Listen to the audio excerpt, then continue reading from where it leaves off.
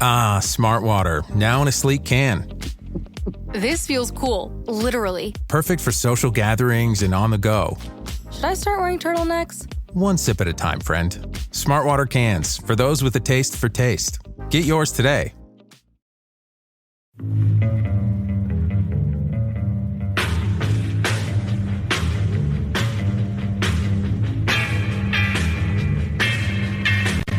This is the Roger Stone Show, presented by Colonial Metals Group. A man who's gone through hell, but he's kept going, and he's smart, and he's strong, and people love him. Not everybody, but people love him and respect him. Roger Stone. Now, here's Roger Stone. Everybody remembers when New York's Democrat Attorney General Letitia James charged President Donald Trump with inflating the value of his assets in order to borrow money from banks in commercial loans, which he paid back in full and on time, making those institutions almost $40 million in interest. She used a law never used before or since to prosecute Trump in an effort to harm his campaign for president of the United States. Now, however, it seems that Letitia James has a number of troubling questions on her own financial history. Recently, Sam Anta over at whitecollarfraud.com has had a series of bombshell revelations. He points out that Section 73A of the New York Public Officers Law requires that a public official disclose all mortgages and home equity lines of credit. And there's substantial evidence that Letitia James has not done so. There's unreported rental income from 2007 to 2011 on her principal home that she filed only after Cranes exposed it in 2013. There's a First Savings Bank loan since 2020 that didn't appear on any property records. There's a Citibank loan on that principal property that appeared in her 2022 disclosure, and that was 3 years late, only to vanish in 2023 with no record of satisfaction.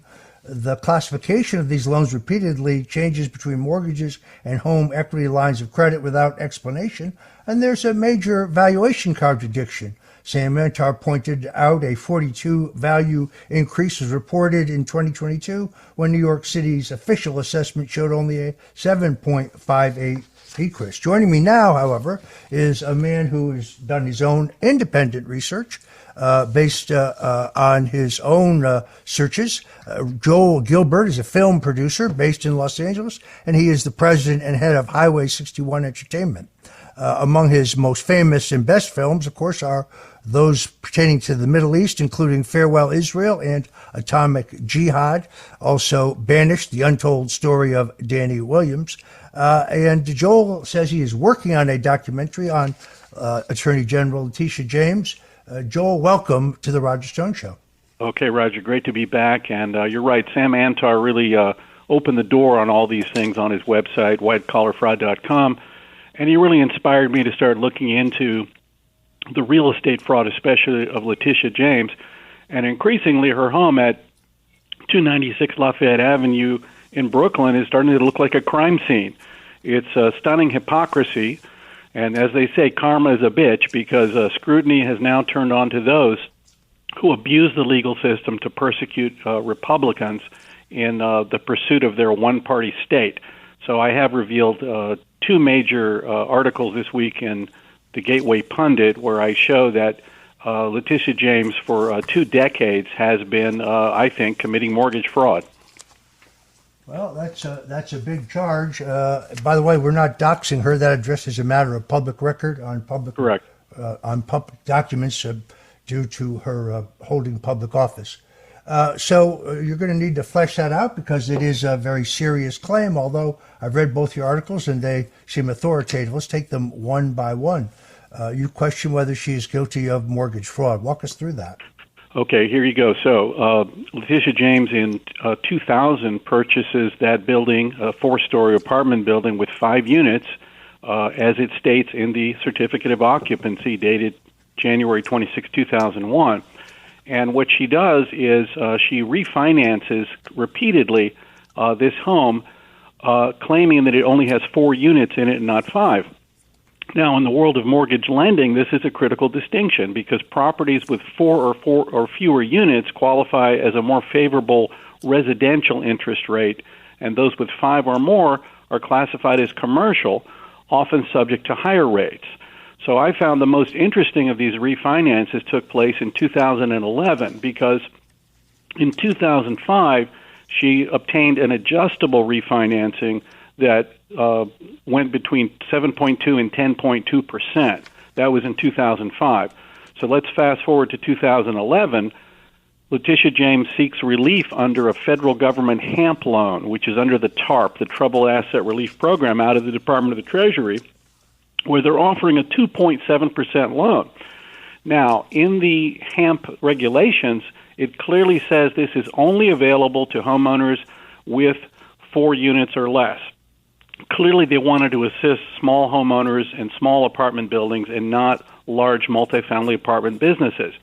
Letitia James, though, again applies for this HAMP loan, making 2 claims that seem very suspicious. Number one, she claims she only has 4 units, which is impossible because her certificate of occupancy says there's 5. Secondly, she claims a financial hardship, that even though she was making $126,000 a year as a city council member and a professor at CUNY, she claims she can't afford to pay her mortgage, which doesn't make sense when you're making $10,000 a month, a woman with no children and no family. So there's 2 highly suspicious things that I think the Department of Treasury, which regulates the TARP and HAMP loans, can start to look into. I mean, we know that Letitia James is a warrior, a tireless warrior against real estate fraud. She gave Donald Trump no benefit of the doubt. And she even said when she got a judgment against Trump, she said, you know, everyday Americans cannot lie to the bank to get a mortgage benefit. No matter who you are, you're not above the law. So I think that's a open and shut case. Number 1 article detailing how she got a government loan to reduce her 10% mortgage to only 2.7% on the backs of the American taxpayer by falsely claiming she had a 4-unit building and by making suspicious claims about her income. Well, as you know, she ran for office claiming that she was going to lock Trump up. That was before she had conducted any investigation. I think the lawfare against President Trump in New York City has been disgraceful. The other case in which he is charged in the so-called hush money case, where he reaches a perfectly legal settlement against a nuisance case, required some underlying crime. But prosecutor Alvin Bragg, the Manhattan District Attorney for New York County, could never identify that underlying crime, so he gave like a choose one menu. But not all jurors agreed to any one charge. It's an outrage. It's a catastrophe. It's a hit job. I think most of the American people know it. This was part of the effort to destroy Trump financially, to keep him off the ballot in 50 states, to jam him up, change the law to jam him up in a sexual assault case, which is flawed from the beginning, in which the woman suing him says a number of things that are demonstrably untrue. All of this part of the horrific tsunami of lawfare against him, which he overcame to win one of the greatest comebacks in American political history. When we return, documentary filmmaker Joel Gilbert is going to tell us what else he has learned about the finances of New York Attorney General Letitia James. You're in the right place if you love politics. This is the Roger Stone Show, so whatever you do, stick with us and don't touch that dial. We're going to be doing a deep dive even further on New York Attorney General Letitia James when we return. This is the Roger Stone Show.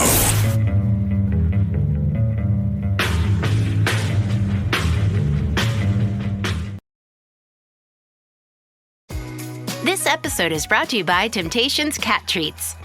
Your cat will come running for the perfectly irresistible Temptations Creamy Puree and Temptations Lickable Spoon Cat Treats. The best time to feed lickable cat treats to your cat is anytime. Feed by hand for a playful moment, in a bowl for a creamy treat, or as a topper to make mealtime fun. Visit TemptationsTreats.com to learn more. This episode is brought to you by LifeLock. Not everyone is careful with your personal information, which might explain why there's a victim of identity theft every 5 seconds in the US. Fortunately, there's LifeLock. LifeLock monitors hundreds of millions of data points a second for threats to your identity. If your identity is stolen, a US-based restoration specialist will fix it, guaranteed, or your money back. Save up to 40% your first year by visiting lifelock.com/podcast. Terms apply. Fellas, you know Degree Cool Rush deodorant, right? Well, last year they changed the formula, and guys were mad about it. One dude even started a petition. So guess what? Degree heard us, admitted they messed up, and brought the original Cool Rush scent back exactly how it was. And it's in Walmart, Target, and other stores now for under $4. So grab some and remember why its cool, crisp, and fresh scent made it the #1 men's antiperspirant for the last decade. Degree Cool Rush is back, and it smells like victory for all of us.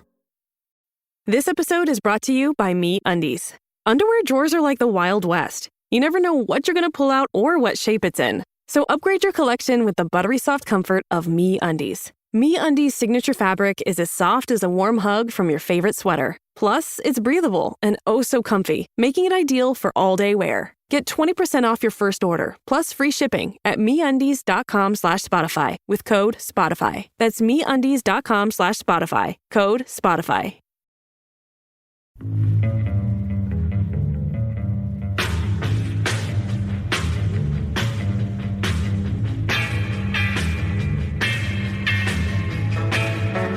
Richard Nixon, Ronald Reagan, George W. Bush, and Donald Trump. They went after a guy named Roger Stone, who's sitting in the office. And I'll say this in front of Roger, he's no baby. And right now, he's cleaner than anybody in this place.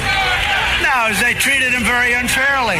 All of these presidents relied on one man to secure their seat in the Oval Office.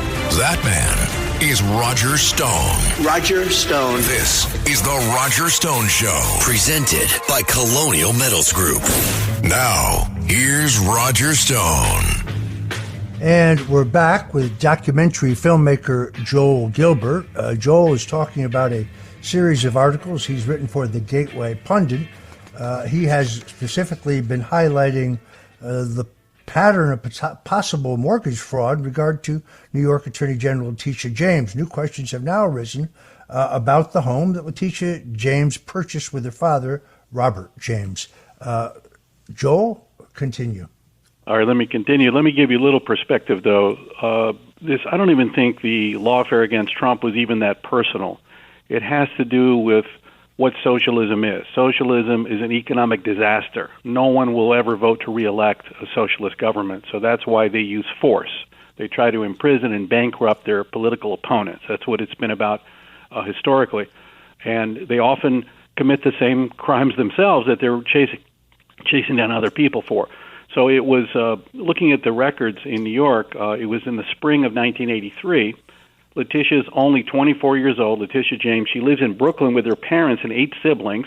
She's 2 years out of undergrad at Lehman College, but hasn't started law school yet. And lo and behold, I found a document online that Letitia James purchases a home in 1983, 2-story, 800-square-foot small townhome on Inwood Street in Queens. And when they purchase this property, they take out a mortgage called by Robert James and Letitia James, husband and wife. She misrepresents her father and herself as a husband and wife team to obtain this loan, is certainly what it appears like.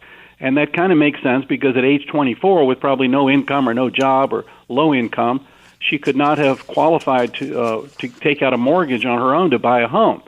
So this is a false representation. It's called misrepresentation of a relationship.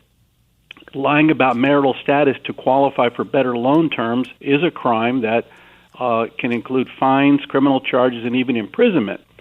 Now, we have a couple other documents in this same saga of this Inwood Street property.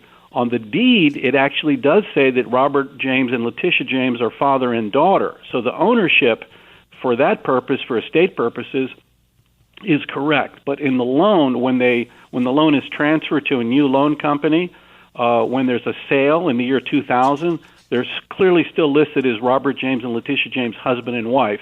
And it is illegal for a father and daughter to falsely misrepresent themselves to get better loan terms.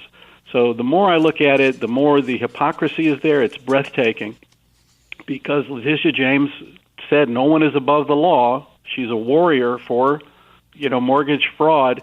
And I think the 296 Lafayette Avenue looks more and more like a crime scene. And these are two major revelations that Letitia James, I believe, should be investigated for mortgage fraud. The other place I think that, frankly, she has real problems coming is a closer examination of her campaign financing. There are now 19 state attorney generals investigating Act Blue. Act Blue is the premier fundraising machine of the Democrat Party. It's a payment processing company that suddenly, last 2 weeks ago, virtually imploded. After losing huge sums of money, they essentially fired all of their top-line executives, locking many of them out of their office, fired their general counsel. And the allegation, which is proving true, is that you have multiple small contributions to Democrat candidates, but a large number of small contributions. So $25 given 70 times adds up. These are largely a pattern of these that allow Democrats to raise millions of dollars, but they turn off the function of the credit card. They also allow donations by PayPal and by WhatsApp. They turn off the function in which you have to match your address with the contribution. When you go to the doors of these donors with volunteers and ask the alleged donor whether they have given, whether it is to Val Demings, the Democrat running for the Senate in Florida, or whether it is to Reverend Warnock running in Georgia, or a number of other Democrats, including one of the leading Democrats, Letitia James, you find a pattern of fraud. People who say, no, I never donated. No, that is not my credit card. No, I don't know what you're talking about. In some cases, these are people who gave one contribution years ago, and their data has been shall we say, borrowed for this purpose. Again, I see one of the leading fundraisers, Letitia James. A substantial number of these donors are afraid to talk to you, but a large number of them are, and a disproportionately large number of the donors are specifically denying having given to Ms. James' campaign. I think this is another area of upcoming controversy. Yeah, I'll agree with you. It's the tip of the iceberg on Democrat Party campaign donations. We're still wondering where in the world Kamala Harris, on 3 months' notice to run for president, got $2 billion from. Letitia James has a series of loans over 20 years on her home that don't make a whole lot of sense. But the good news is, which Sam Antar has kind of paved the way for with his website, that everything is online in New York. All the donors, all the loans, and we have very serious analysis going on right now, and I expect to have an article about Letitia James' manipulation of the campaign funds that are going to be very revelatory coming up very soon. Also, there's the question of whether she did or did not use campaign funds for personal use. There's some evidence that that is the case. She, by the way, is invited to come on this show and respond anytime she would like. Somehow I don't think she'll take me up on that, but it is an open invitation. Everything we have reported here, I've gone through and has been thoroughly documented. It is part and parcel of the hypocrisy of the left. These are Alinsky's rules for radicals. Always accuse your opponent of exactly that which you yourself are doing. And I think this is a classic example of that. I want to thank our guest, Joel Gilbert, a documentary filmmaker, the head of president of Highway 61. By the way, one of the great fans and acolytes of the great Bob Dylan. He's actually played with the Dylan tribute band for a number of years. Something else I love about you, Joel. Coming up next, Matt Gaetz, the former congressman, talks to us about judges gone wild and whether we can get relief from this judicial tyranny that seeks to stop Donald Trump's America First agenda. This is The Roger Stone Show.